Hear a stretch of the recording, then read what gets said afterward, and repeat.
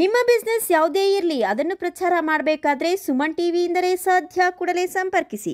ಭಾರತ ದೇಶ, ಭಾರತೀಯ ಸಂಸ್ಕೃತಿ, ಸನಾತನ ಧರ್ಮ, ಭಾರತೀಯ ಆಚಾರ ವಿಚಾರಗಳ ವಿರುದ್ಧ ಷಡ್ಯಂತ್ರ ನಡೀತಿದೆಯಾ? ಈವರೆಗೂ ಕಾಂಗ್ರೆಸ್ ಸೇರಿದಂತೆ ಎಡಪಕ್ಷಗಳು ಮಾಡ್ತಿದ್ದ ಪಿತೂರಿಗಳಿಗೆ ವಿದೇಶ ಸಹಕಾರವೂ ದೊರೆತಿದೆಯಾ?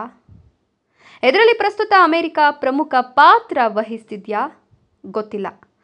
ಆದರೆ ಇತ್ತೀಚಿನ ಕೆಲ ಬೆಳವಣಿಗೆಗಳಂತೂ ಭಾರತೀಯ ಸನಾತನ ಧರ್ಮ, ಹಿಂದೂ ಆಚಾರ ವಿಚಾರಗಳ ವಿರುದ್ಧ ದೊಡ್ಡ ಪಿತೂರಿಯ ನಡೀತಿರೋದು, ಸನಾತನ ಧರ್ಮೀಯರಲ್ಲಿ ಆತಂಕ ಸೃಷ್ಟಿಸಿರೋದಂತೂ ಸತ್ಯ.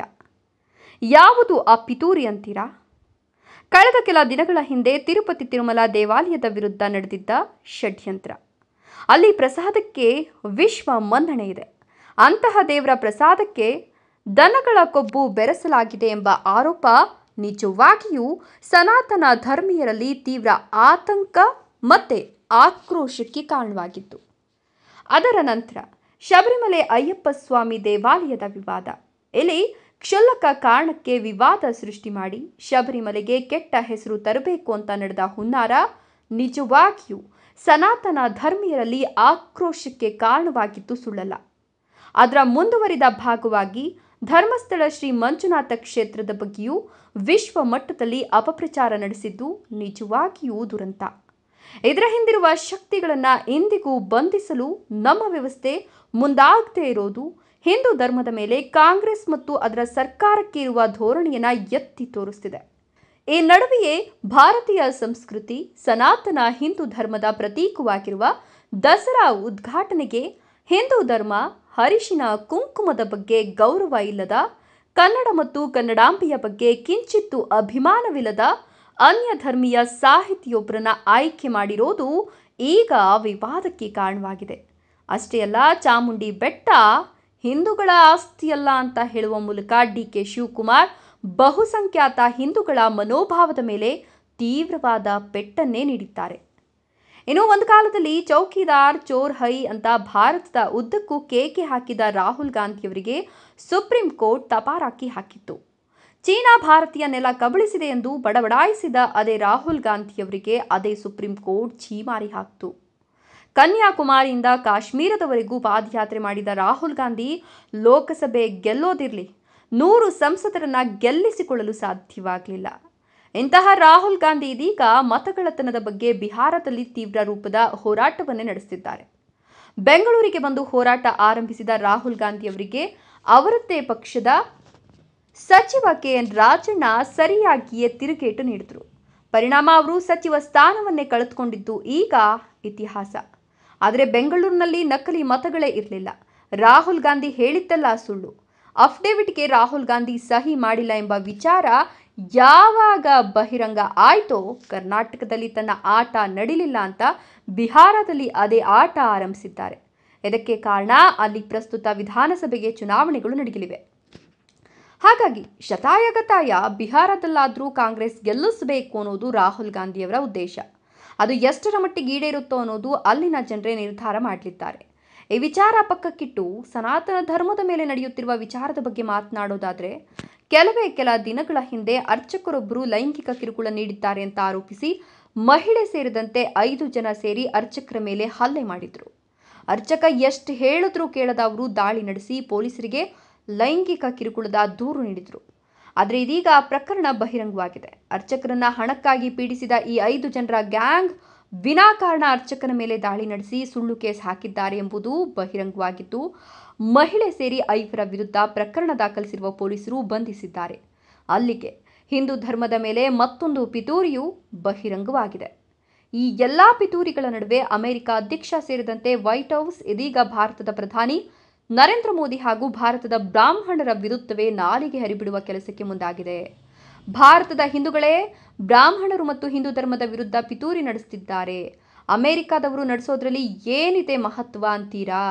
ನಿಜ, ಭಾರತದ ಒಳಗಿರುವ ನಗರ ನಕ್ಸಲ್ ಅಂತಲೋ ನಗರ ಭಯೋತ್ಪಾದಕರಂತಲೋ ಕರೆಯೋ ಒಂದು ಜಾಲವೇ ಭಾರತದ ಉದ್ದಗಲಕ್ಕೂ ವಿಸ್ತರಿಸಿದೆ. ಬುದ್ಧಿಜೀವಿಗಳ ಮುಸುಕಿನಲ್ಲಿ ಇವರು ಮಾಡೋ ಮೊದಲ ಕೆಲಸ ಸನಾತನ ಹಿಂದೂ ಧರ್ಮದ ಅವಹೇಳನ ಮತ್ತು ಹಿಂದೂಗಳ ವಿರುದ್ಧ ಪಿತೂರಿ. ಇದಕ್ಕೆ ಇವರು ಆರಿಸ್ಕೊಳ್ತಿರೋದು ದೇವಾಲಯಗಳು, ಧಾರ್ಮಿಕ ಕ್ಷೇತ್ರಗಳು. ಇದನ್ನ ಮುನ್ನಡೆಸ್ತಿರುವವರು ಧರ್ಮಾಧಿಕಾರಿಗಳು ಮತ್ತು ಪೂಜೆ ಮಾಡ್ತಿರೋ ಪುರೋಹಿತರೇ ಇವರ ಟಾರ್ಗೆಟ್.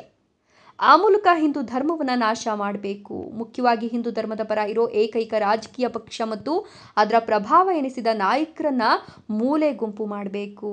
ಆ ಮೂಲಕ ದೇಶದಲ್ಲಿ ಅಧಿಕಾರ ಹಿಡಿಬೇಕು. ಇದೇ ಇವರ ಅಜೆಂಡಾ.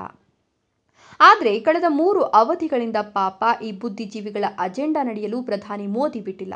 ಅಷ್ಟೇ ಅಲ್ಲ, ಈಗ ಅತಿ ಹೆಚ್ಚು ಕಾಲ ಪ್ರಧಾನಿಯಾಗಿ ಮುಂದುವರಿದ ಸಾಲಿನಲ್ಲಿ ಮೋದಿ 2ನೇಯವರಾಗಿದ್ದಾರೆ. ಅಂದ್ರೆ ಜವಾಹರಲಾಲ್ ನೆಹರು ನಂತರ ಹೆಚ್ಚು ಕಾಲ ಪ್ರಧಾನಿಯಾದವರು ನರೇಂದ್ರ ಮೋದಿ. ಅಂದ್ರೆ ಇಂದಿರಾ ಗಾಂಧಿಯವರ ದಾಖಲೆಯು ಮುರಿದಿರುವ ಮೋದಿ ಇದೀಗ ನೆಹರು ಅವರ ದಾಖಲೆ ಮುರಿಯುವ ಹಾದಿಯಲ್ಲಿದ್ದಾರೆ. ಇದು ಹೀಗೆ ಮುಂದುವರೆದ್ರೆ ಈ ದೇಶದಲ್ಲಿ ಬುದ್ಧಿಜೀವಿಗಳು ಮತ್ತು ಎಡಪಂಥೀಯರು ನಿರುದ್ಯೋಗಿಗಳಾಗಿ ಅವರ ಮಾತು ಕೇಳೋರೆ ಇಲ್ಲದೆ ಅವರು ದೇಶ ಬಿಟ್ಟು ಹೋಗಬೇಕಾದ ಸ್ಥಿತಿ ತಲುಪುವ ಆತಂಕ ಇದೀಗ ಎಡಪಂಥೀಯರನ್ನ ಕಾಡತೊಡಗಿದೆ. ಹಾಗಾಗಿ ಅವರು ಶತಾಯಗತಾಯ ಮೋದಿಯವರನ್ನ ಪ್ರಧಾನಿ ಪಟ್ಟದಿಂದ ಕೆಳಗಿಳಿಸಬೇಕು. ಎಡಪಂಥೀಯ ಚಿಂತನೆಗಳುಳ್ಳ ಪಕ್ಷಗಳನ್ನು ಕೇಂದ್ರದಲ್ಲಿ ಅಧಿಕಾರಕ್ಕೆ ಹಿಡಿಯುವಂತೆ ಮಾಡಬೇಕು. ಈ ಮೂಲಕ ಸನಾತನ ಹಿಂದೂ ಧರ್ಮದ ವಿನಾಶಕ್ಕೆ ಮುಂದಾಗಬೇಕು. ಇದೀಗ ಈ 2 ಪಂಥೀಯ ಗುಂಪಿಗೆ ಮತ್ತೊಂದು ಸೇರ್ಪಡೆಯೇ ಅಮೆರಿಕ ಅಧ್ಯಕ್ಷ. ಇದಕ್ಕೆ ಕಾರಣ ಅಮೆರಿಕದ ಹುಚ್ಚು ತೆರಿಗೆ ವಿರೋಧಿಸಿ ರಷ್ಯಾ ಮತ್ತು ಚೀನಾದೊಂದಿಗೆ ಭಾರತ ಸಖ್ಯ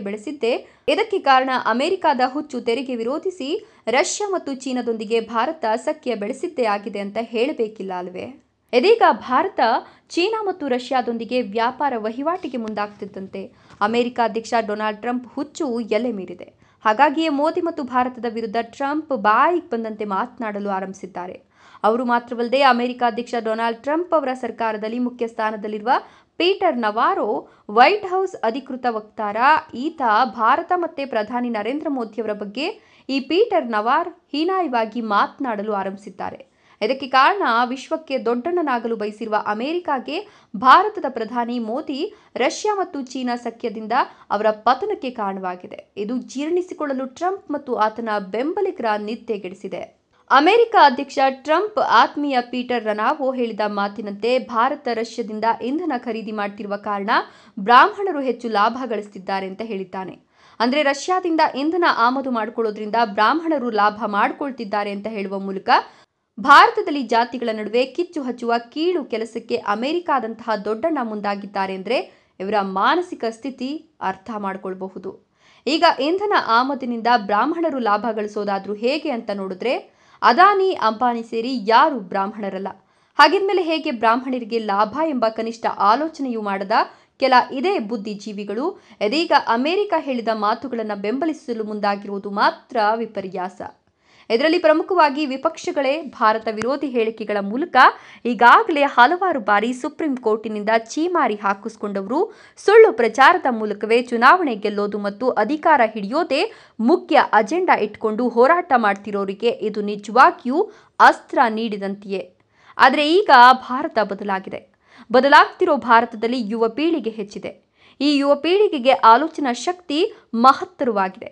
ಹಾಗಾಗಿ ಈ ಬುದ್ಧಿಜೀವಿಗಳು ಮತ್ತು ವಿಪಕ್ಷ ನಾಯಕರ ಮಾತು ನಂಬುವ ಸ್ಥಿತಿಯಲ್ಲಿ ಭಾರತೀಯರು ಇಲ್ಲ ಎಂಬುದು ಸಮಾಧಾನದ ಸಂಗತಿ. ಒಟ್ನಲ್ಲಿ ಎಷ್ಟೇ ಸುಳ್ಳು ಪ್ರಚಾರ ಮಾಡಿದ್ರೂ 3 ಅವಧಿಗಳಿಂದ ಪ್ರಧಾನಿಯವರನ್ನ ಸೋಲಿಸಲು ಸಾಧ್ಯವಾಗದೆ ನಿರುತ್ಸಾಹವಾಗಿರುವ ವಿಪಕ್ಷದ ನಾಯಕರು ಅತಿಯಾದ ಫ್ರಸ್ಟ್ರೇಷನ್ನಲ್ಲಿ ಇಲ್ಲಸಲ್ಲದ ಆರೋಪಗಳನ್ನು ಯಾವುದೇ ಕಾನೂನು ಭಯವಿಲ್ಲದೆ ಮಾಡುವ ಮೂಲಕ ಶತಾಯಗತಾಯ ಅಧಿಕಾರ ಹಿಡಿಯೋದೇ ಮೂಲ ಮಂತ್ರವಾಗಿ ಪಿತೂರಿಗಳನ್ನು ನಡೆಸ್ತಾ ಇದ್ದು ಅದರ ಭಾಗವಾಗಿಯೇ ಸನಾತನ ಧರ್ಮದ ದೇವರು ಧಾರ್ಮಿಕ ಕ್ಷೇತ್ರಗಳ ವಿರುದ್ಧ ಕುತಂತ್ರಿಗಳಿಗೆ ಮುಂದಾಗಿರೋದು ದೇಶದ ಆಂತರಿಕ ಭದ್ರತೆಗೆ ಸವಾಲಾಗಿ ಪರಿಣಮಿಸಿದೆ ಅಂದರೆ ತಪ್ಪಾಗಲಾರದು. ಇಂತಹ ಪಿತೂರಿಗಳನ್ನು ಎಷ್ಟೋ ನೋಡಿಯೂ ಸಾವಿರಾರು ವರ್ಷಗಳಿಂದ ಸೆಟೆದು ನಿಂತಿರುವ ಸನಾತನ ಹಿಂದೂ ಧರ್ಮ ಇಂತಹ ಧರ್ಮ ಸಂಕಟದ ಕಾಲದಲ್ಲಿ ಯಾವ ರೀತಿ ವರ್ತಿಸಲಿದೆ ಎಂಬುದು ಇದೀಗ ಕುತೂಹಲಕ್ಕೆ ಕಾರಣವಾಗಿದೆ.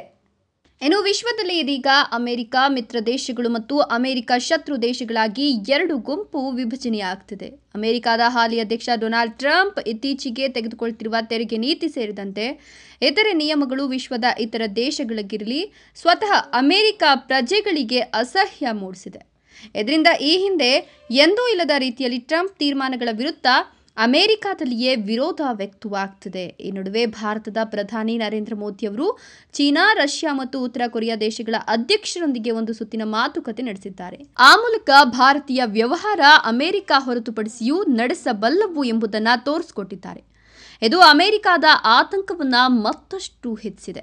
ಇದೇ ಸಂದರ್ಭದಲ್ಲಿ ಭಾರತ ಪಾಕಿಸ್ತಾನದ ನಡುವಿನ ಯುದ್ಧ ನಾನೇ ತಡೆದೆ, ಇಸ್ರೇಲ್ ಇರಾನ್ ನಡುವಿನ ಯುದ್ಧ ನಾನೇ ನಿಲ್ಲಿಸಿದೆ ಅಂತ ಬೊಗಳೆ ಬಿಡ್ತಿರುವ ಟ್ರಂಪ್ಗೆ ಸೆಡ್ಡು ಹೊಡೆದು ರಷ್ಯಾ, ಭಾರತ, ಚೀನಾ, ಜಪಾನ್ ಮತ್ತು ಉತ್ತರ ಕೊರಿಯಾ ದೇಶಗಳು ಒಂದಾಗ್ತಿರೋದು ಅಮೆರಿಕ ಅಧ್ಯಕ್ಷ ಡೊನಾಲ್ಡ್ ಟ್ರಂಪ್ ಎದೆಯಲ್ಲಿ ನಡುಕ ಹುಟ್ಟಿಸಿದೆ.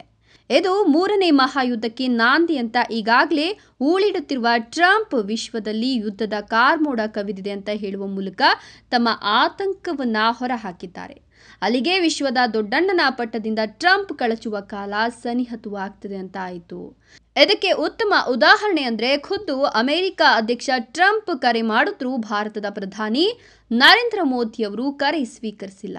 ಅದು ಒಂದು ಬಾರಿಯಲ್ಲ, ಹಲವು ಬಾರಿ ಪದೇ ಪದೇ ಟ್ರಂಪ್ ಕರೆ ಮಾಡಿದ್ರೂ ಮೋದಿ ಡೋಂಟ್ ಕೇರ್ ಎಂದದ್ದು ಇದು ಟ್ರಂಪ್ನ ಪ್ರೆಸ್ಟೇಷನ್ ಅನ್ನ ಮತ್ತಷ್ಟು ಹೆಚ್ಚಿಸಲು ಕಾರಣವಾಗಿದೆ ಎನ್ನಲಾಗಿದೆ.